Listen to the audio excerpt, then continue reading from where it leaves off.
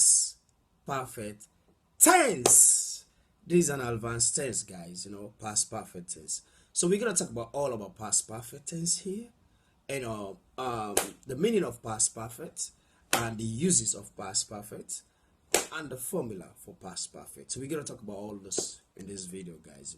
So when we are talking about the meaning of past perfect, these are two past actions that occur in the past. But which action that occur first? These are two events. There is one event here, there is one event here. So these two events happen in the past. But which one that happened first? Which event that happened first? That is the past perfect tense. So like example here, I step outside. This is one of the events. It started to rain. So this is the second event. So these two events, which one that will go first? So the one that will go first is there, the past perfect comes in. So like example here, because the past perfect is always in the main clause. We also have the time clause, and the time clause is always in the past form. So like example here, I had just stepped outside when it started to rain. I had just stepped outside when it started to rain. When it starts to rain. So when it starts to rain, that is a time clause. It is in the past form. So the action that happened first is what? I had just stepped outside. I've just stepped outside. That is the past perfect. Is the one that happened first. And the second event there is what? When it starts to rain. That is a time clause in the past form. So this is the meaning of past perfect tense. Two events happen in the past. So which one that happened first? There the past perfect comes in. Uses of the past perfect tense, guys. Okay, advanced tense, man. All right. Okay, let's go. So in subjective mode, so in subjective mode here, we're gonna talk about what we call hypothetical or wishful condition, imaginary situation, conditional in the subjective mode. So like example here, let's see the wishful condition, imaginary situation, things we imagine, we think they can happen. We might just imagine about it. This is a hypothetical situation. So like example here, we wish.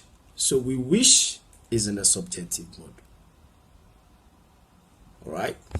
Okay. So the past perfect is what? We had purchased the winning ticket. We had purchased the winning ticket. So the first uses of the past perfect tense is showing the subjective mode. So you see the subjective mode first. So we see we, that is the subject, and the what? The verb wished. So we wished is the subjective mode. We wish we have purchased the winning ticket. We use subjective mode in our daily life, in our daily English. You know what I mean? We use it daily, man. You know what I mean? I know most of you know what we mean the subjective mode. All right, guys. Okay. All right, let's go. I wish. So I wish is a subjective mode. So the past perfect there is what? I had told the truth. There's a wishful condition. All right. I know most of you, maybe you have done conditional. All right. Okay, guys, let's go. She wish. So she wish is a subjective mode. Then the past perfect is what? She had been seen his friend. She wish she had been seen his friend. All right, guys, let's talk about words and phrases that take the subjective mode. So phrases like to demand that. So this one that take the subjective mode. To ask that. This take the subjective mode. It is best that. This take the subjective mode. All right, guys, let's go. It is crucial that there is a subjective mode. It's a phase. You know what I mean? All right, let's go. These are just subjective. I'm just indicating to you. So these are the one we use in the subjective mode. When we are using the past perfect. All right. To advise that. All right. To desire. To insist. To insist that. To propose that. you know to suggest that, to recommend that. All right, so let's go to it is essential that, it is imperative that, it is important that, it is vital that, it is desirable that, it is recommended that. So words and phrases that take the subjective mode. So these are the words and phrases that take the subjective mode. So guys, you gotta take your time. Maybe you can memorize this one, or just be aware, that these are words and phrases that take the subjective mode. For you to know the subjective mode, so you can use the past perfect. Perfect. You know what I mean? All right. So now we're gonna talk about showing indirect quotation. So we also use the past perfect in showing indirect quotation. So indirect quotation like the teacher asked. This is a quotation. The teacher asked, then the past perfect is coming in. If I had studied for the exam. So that is the if clause. So the teacher asked if I had studied for the exam. So that's why we said past perfect tense, two events that occur in the past. Which one that will go first?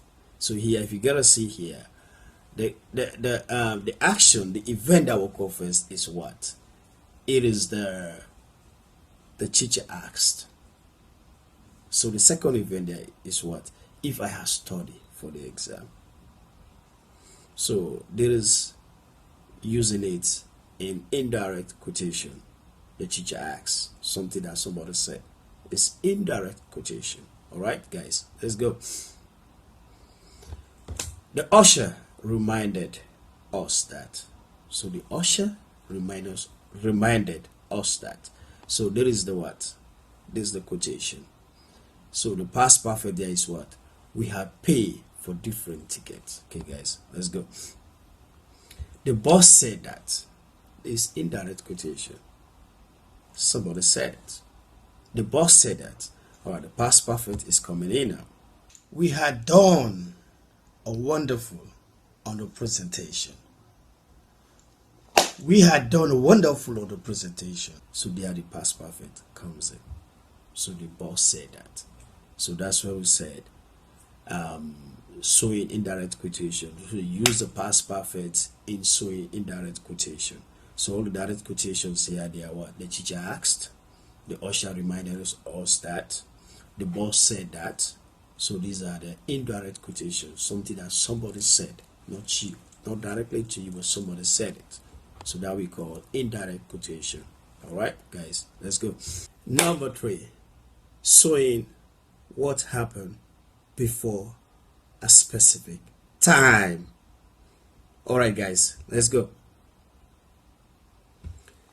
She had established a company.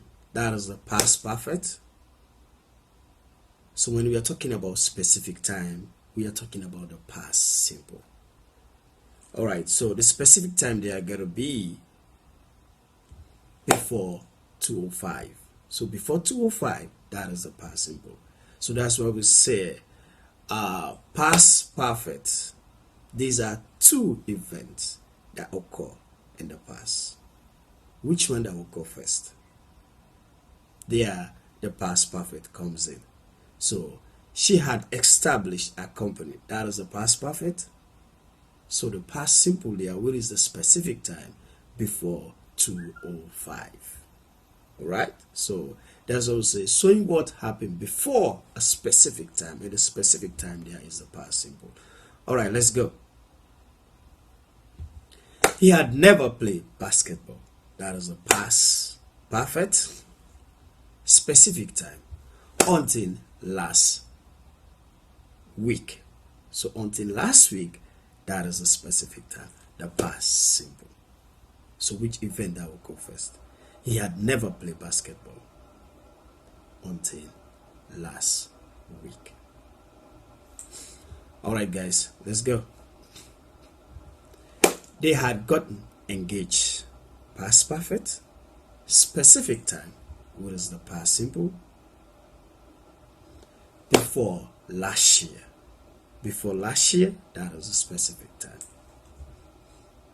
If you understand the meaning of past perfect, then you get to understand this one. Okay? So what happened before the specific time. And the specific time is past simple. Alright, guys, let's go. Number 4, showing what didn't happen before. Of course, we use the past perfect to show something that didn't happen before. So example like what? We had not seen that movie before. Of course, we have not seen that movie before. Alright? Okay, let's go. Kyle had never been to Mexico. Kyle have never been to Mexico. It didn't happen before. Alright? Okay, guys, let's go. I had never seen such a beautiful sunset. Alright? Didn't happen before, guys. Okay? Alright, guys, let's go. Okay, guys, let's talk about active and passive voice. So when we are talking about active voice, the first thing we're going to think of what? The subject. You know, in a sentence, we have the subject, the verb, and the object. But the subject is the doer of the action. The object is the receiver of the action. So when the sentence is active, that is, the subject is the doer and the object is the receiver. So Tom had repaired. So Tom is the subject, had repaired. That is the verb, the helping verb had, and repaired. That is the past. That is the participle. Participle. All right. So the object there is what? Many cars. So many cars before he received his mechanic license. So there is the active voice. So Tom had repaired my car before he received the mechanic license. Active voice. Because the subject is the doer, the object is the receiver. But now, if we are going to change the object to the subject to the object, what happened here is going to be the passive voice. And the passive voice, when we are changing past perfect to a passive voice, we gotta add the be verb with the preposition by. Alright, so now let's go to the passive. Many cars, so you gotta see now, many cars had been repaired. So now we had the verb been. So many cars has been repaired by Tom before he received his mechanic license. So there is the passive voice. So, but there's a topic coming, you got to talk about the active and the passive voice. So we use the past perfect in active and passive voice. But when we are changing from active to passive voice, we add the verb been followed by the participle repaired. So you gotta know this one.